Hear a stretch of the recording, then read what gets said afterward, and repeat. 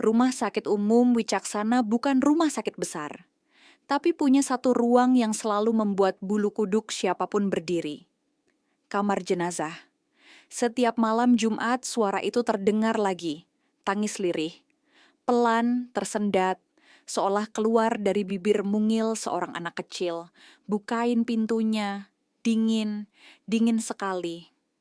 Pak Darto, petugas pemulasaraan yang sudah bekerja hampir 2 dekade, sudah tak bisa membedakan mana kenyataan dan mana gangguan batin.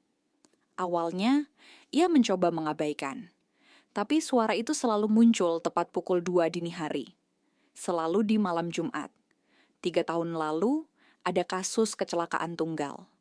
Seorang ibu muda tewas di tempat, sementara anaknya, gadis kecil berusia 5 tahun, sempat dilarikan ke IGD.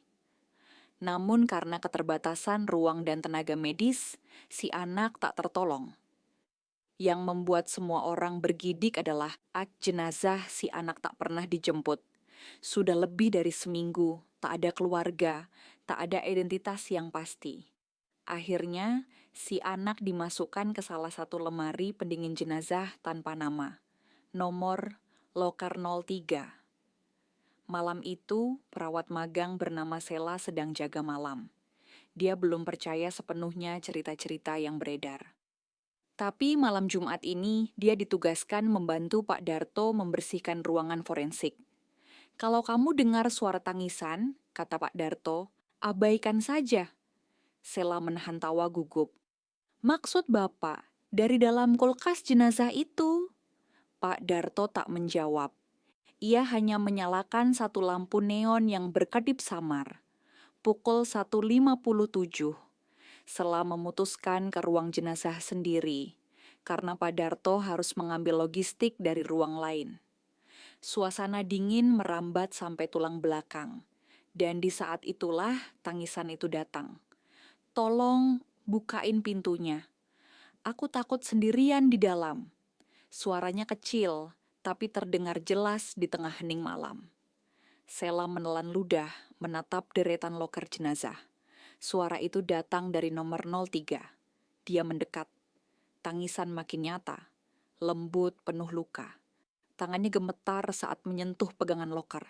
Kamu dengar aku kan, Mbak Sela? Sela mundur. Lututnya lemas. Bagaimana bisa suara itu tahu namanya? Pak Darto datang tergesa, melihat Sela menjerit di sudut ruangan. Tanpa banyak bicara, ia menyeret Sela keluar. Aku sudah bilang, katanya datar. Jangan pernah balas suara dari dalam sana. Sela hanya bisa menunduk, tubuhnya gemetar. Dan dari balik pintu ruangan yang tertutup kembali, suara itu tetap terdengar. Mbak Sela, nanti malam, bukain ya. Sejak malam itu, Sela tak lagi bisa tidur nyenyak. Setiap kali memejamkan mata, ia melihat sosok anak kecil berselimut kain putih berdiri di ujung lorong rumah sakit. Matanya kosong, kulitnya pucat membiru, dan bibirnya bergetar, seperti ingin bicara, tapi tak mampu. Namun yang paling membuat Sela nyaris kehilangan kewarasannya adalah setiap mimpi itu berakhir dengan suara ketukan. Tok, tok, tok, 3 ketukan dari balik lemari pendingin.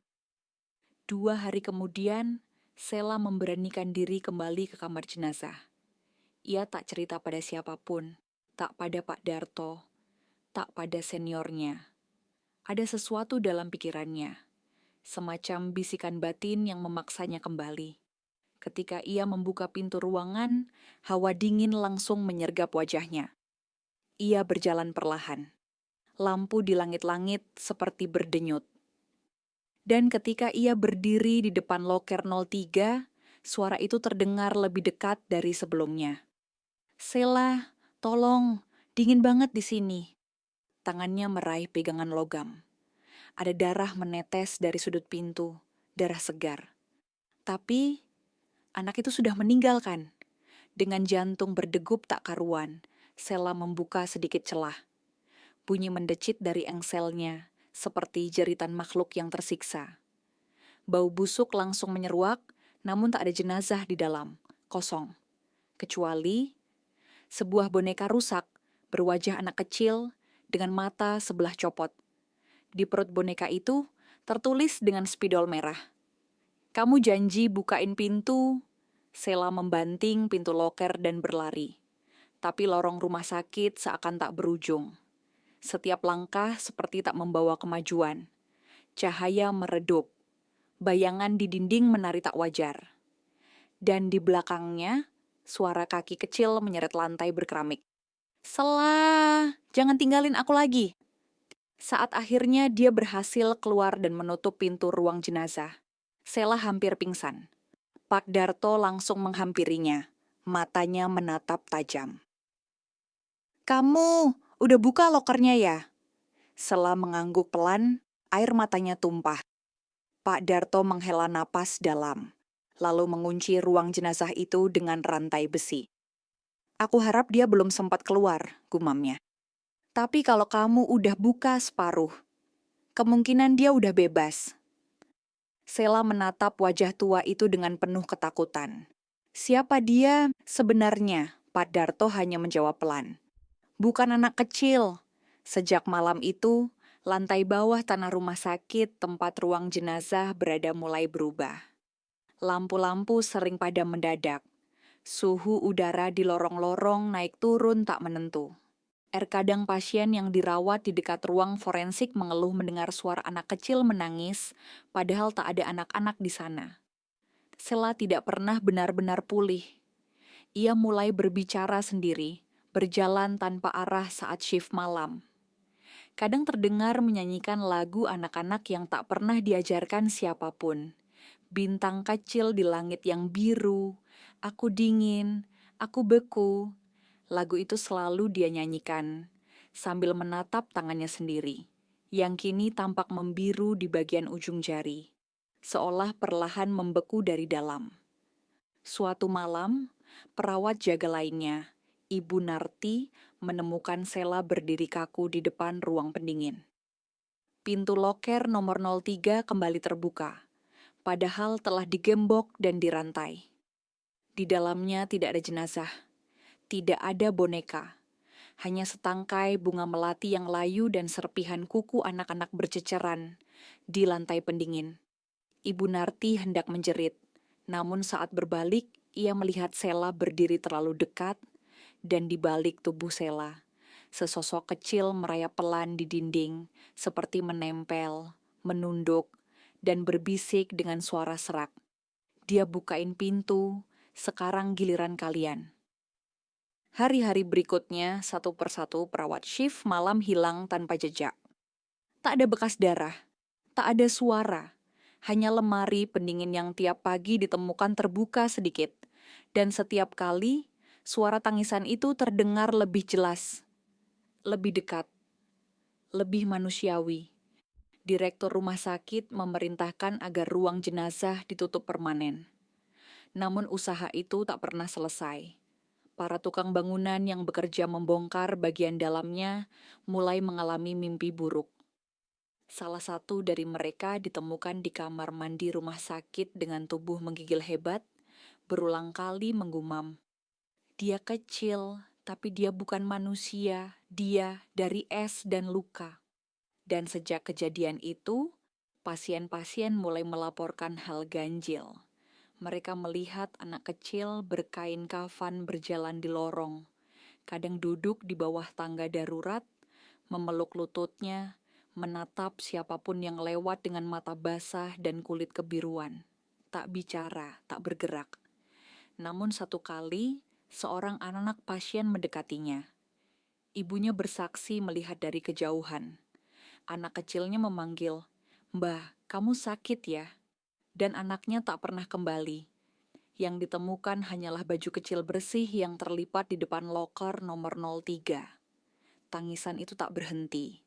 Kini bahkan terdengar dari lift, dari lubang ventilasi, dari bawah tempat tidur ruang IGD, dan semua yang mendengarnya pada akhirnya akan datang ke loker 03. Entah karena rasa iba, rasa penasaran, atau karena mereka mendengar nama mereka dipanggil oleh suara kecil yang lembut. "Mbak Sela udah bukain pintu, kamu juga mau kan? temenin aku di sini minggu berikutnya. Sela tak lagi datang kerja. Beberapa bilang dia keluar tanpa pamit, beberapa lainnya bersumpah melihat dia masuk ke ruang jenazah pada malam terakhir. Tapi tak pernah keluar lagi. CCTV rusak, rekamannya hilang. Tak ada bukti, hanya satu hal yang membuat para petugas malam yakin. Suara itu berubah. Tangisan lirih itu kini bercampur dengan suara tertawa pelan, seperti dua suara dalam satu tubuh. Anak kecil dan seorang wanita. Pak Darto, yang sudah lama menyimpan rahasia gelap rumah sakit itu, mulai menunjukkan perubahan. Ia makin jarang bicara, bahkan mulai mencoret-coret dinding ruangannya dengan paku. Di salah satu tulisannya terbaca, "Dia bukan satu, mereka berdua sekarang. Yang mati dan yang membuka." Suatu malam Jumat, dokter jaga bernama Dokter Aldi menerima panggilan dari ruang IGD. Seorang pasien anak-anak datang dalam kondisi hipotermia ekstrem. Anehnya, suhu tubuhnya di bawah normal manusia, namun tidak mati. Mulutnya membiru dan matanya kosong menatap langit-langit sambil terus berkata, "Aku cuman main di dalam kulkas sama temanku, dia baik kok." Ketika ditanya siapa temannya, si anak menjawab pelan, "Namanya Sela." Lorong rumah sakit mulai berubah. Tembok lembab meski tak ada kebocoran. Bau melati busuk kadang muncul di pagi hari, terutama di dekat ruang pendingin. Para staf mulai membuat pengakuan-pengakuan aneh. Suster Eva bermimpi dicekik anak kecil yang berselimut kafan dan berkata, "Aku nggak suka dikunci lagi." Security malam mendengar suara tawa kecil di lorong bawah tanah. Padahal listrik sedang mati. Lalu ketukan itu datang lagi. Tok, tok, tok dari balik lift. Dari balik lemari loker yang sudah dilas mati. Dan suatu malam pintu loker 03 kembali terbuka. Sendiri. Tak ada yang berani mendekat. Tapi pagi harinya, sesuatu tertinggal di depan loker itu. Sebuah pita rambut kecil berwarna merah. Dan name tag perawat bertuliskan, Sela. Sekarang semua orang tahu, lemari pendingin jenazah itu tak lagi menyimpan mayat. Ia menyimpan dendam. Dan setiap malam Jumat, ketika lantai rumah sakit mulai dingin dan lampu-lampu meredup, satu suara selalu datang pertama kali. Tangisan kecil dari balik besi yang membeku. "Satu lagi ya, temenin aku ya." Minggu berikutnya, Sela tak lagi datang kerja. Beberapa bilang dia keluar tanpa pamit, beberapa lainnya bersumpah melihat dia masuk ke ruang jenazah pada malam terakhir. Tapi tak pernah keluar lagi. CCTV rusak, rekamannya hilang, tak ada bukti. Hanya satu hal yang membuat para petugas malam yakin, suara itu berubah. Tangisan lirih itu kini bercampur dengan suara tertawa pelan, seperti dua suara dalam satu tubuh, anak kecil dan seorang wanita. Pak Darto yang sudah lama menyimpan rahasia gelap rumah sakit itu mulai menunjukkan perubahan. Ia makin jarang bicara, bahkan mulai mencoret-coret dinding ruangannya dengan paku. Di salah satu tulisannya terbaca, "Dia bukan satu, mereka berdua sekarang, yang mati dan yang membuka." Suatu malam Jumat, dokter jaga bernama Dokter Aldi menerima panggilan dari ruang IGD. Seorang pasien anak-anak datang dalam kondisi hipotermia ekstrem. Anehnya, suhu tubuhnya di bawah normal manusia, namun tidak mati. Mulutnya membiru dan matanya kosong, menatap langit-langit sambil terus berkata, "Aku cuma main di dalam kulkas sama temanku, dia baik kok." Ketika ditanya siapa temannya, si anak menjawab pelan, "Namanya Sela." Lorong rumah sakit mulai berubah. Tembok lembab meski tak ada kebocoran. Bau melati busuk kadang muncul di pagi hari, terutama di dekat ruang pendingin. Para staf mulai membuat pengakuan-pengakuan aneh. Suster Eva bermimpi dicekik anak kecil yang berselimut kafan dan berkata, "Aku nggak suka dikunci lagi." Security malam mendengar suara tawa kecil di lorong bawah tanah, padahal listrik sedang mati. Lalu ketukan itu datang lagi. Tok, tok, tok, dari balik lift, dari balik lemari loker yang sudah dilas mati. Dan suatu malam, pintu loker 03 kembali terbuka sendiri. Tak ada yang berani mendekat. Tapi pagi harinya, sesuatu tertinggal di depan loker itu. Sebuah pita rambut kecil berwarna merah dan name tag perawat bertuliskan, Sela. Sekarang semua orang tahu, lemari pendingin jenazah itu tak lagi menyimpan mayat. Ia menyimpan dendam. Dan setiap malam Jumat, ketika lantai rumah sakit mulai dingin dan lampu-lampu meredup, satu suara selalu datang pertama kali. Tangisan kecil dari balik besi yang membeku. Satu lagi ya, temenin aku ya. Jumat malam berikutnya. Hujan deras mengguyur atap rumah sakit Wicaksana. Petir sesekali menyambar dan membuat kaca jendela IGD bergetar. Tapi bukan suara hujan yang membangunkan para pasien malam itu, melainkan suara ketukan. Lagi, tok, tok, tok. Namun kali ini bukan dari dalam lemari. Ketukannya terdengar dari balik dinding, dari dalam ruang-ruang pasien, dari lemari penyimpanan linen, dari laci bawah meja operasi. Suster Rini yang baru 2 minggu magang berlari panik ke ruang kontrol CCTV. Rekaman dari lantai bawah menunjukkan semua pintu ruang jenazah terbuka sendiri. Loker 01 sampai 06 berderet menganga dalam gelap seperti mulut-mulut besi yang lapar. Namun hanya satu yang kosong, loker 03. Dan lantainya dipenuhi bekas jejak kaki kecil yang basah, meninggalkan noda beku seperti embun es, menyusuri lorong, menanjak ke atas. Ke bangsal utama, pukul 02.14. Di ruang UGD, lampu mati selama 7 detik. Ketika menyala kembali, seorang pasien lansia menjerit histeris. Ia mengaku melihat anak perempuan berambut panjang dan berselimut kain putih berdiri di atas dadanya. Menghitung. 1, 2, 3, lalu lenyap ketika petugas datang. Sejak malam itu, setiap kali lift digunakan antara jam 2 hingga 3 dini hari, lantai tujuan selalu mengarah ke bawah tanah, walau tombol lain ditekan. Bahkan yang tidak punya akses ruang jenazah pun bisa tiba-tiba sampai ke sana. Dan di ujung lorong bawah, seseorang selalu berdiri membelakangi, menoleh pelan ketika lampu berkedip. Pak Darto menghilang. Kamar dinasnya kosong. Tapi di kasurnya ada coretan-coretan es yang membentuk kata-kata samar. Dia sudah ingat siapa yang mengurungnya pertama kali. Dia mau semua orang merasakannya. Dia ingin dunia membeku sepertinya. Salah satu security bersaksi terakhir melihat Pak Darto berjalan ke lorong kamar jenazah sambil membawa bunga kamboja basah dan boneka berwarna merah jambu yang terlihat sangat tua. Lalu menghilang di balik kabut dingin yang entah dari mana datangnya. Sejak malam itu, bukan cuma rumah sakit yang mendengar suara tangisan.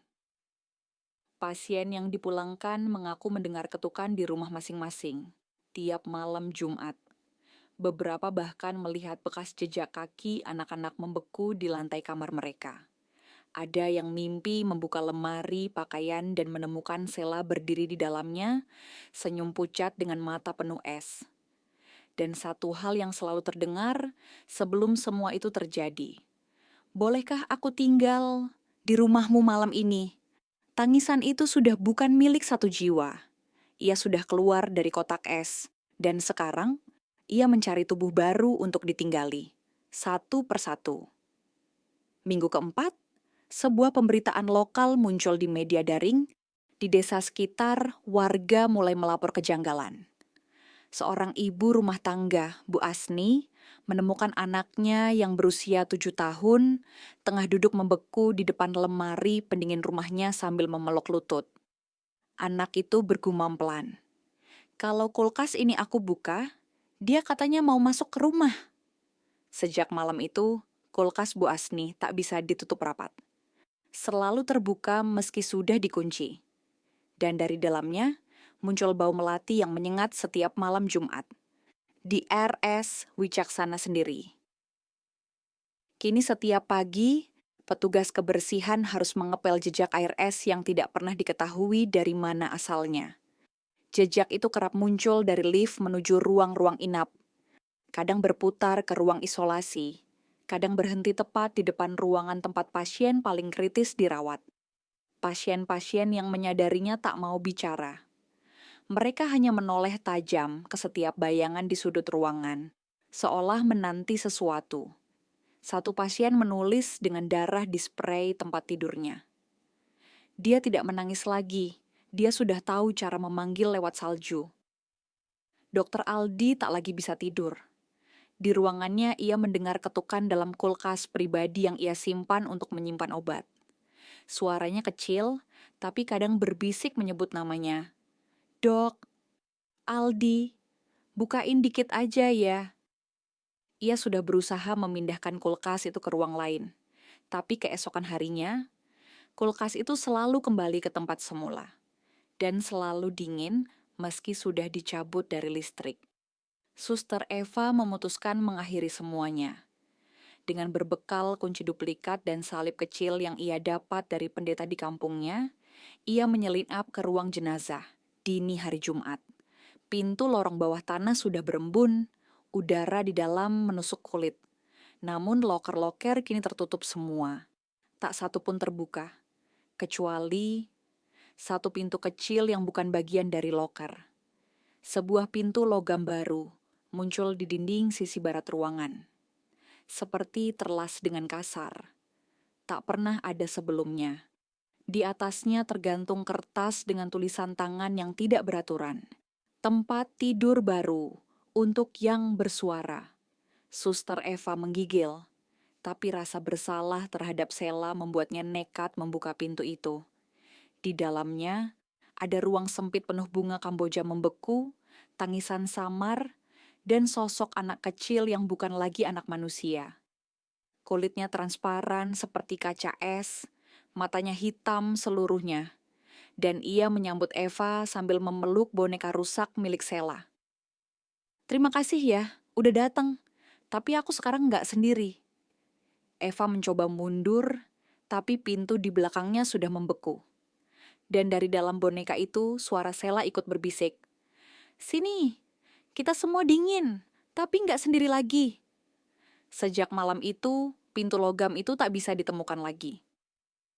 Tapi satu hal berubah di rumah sakit Wicaksana.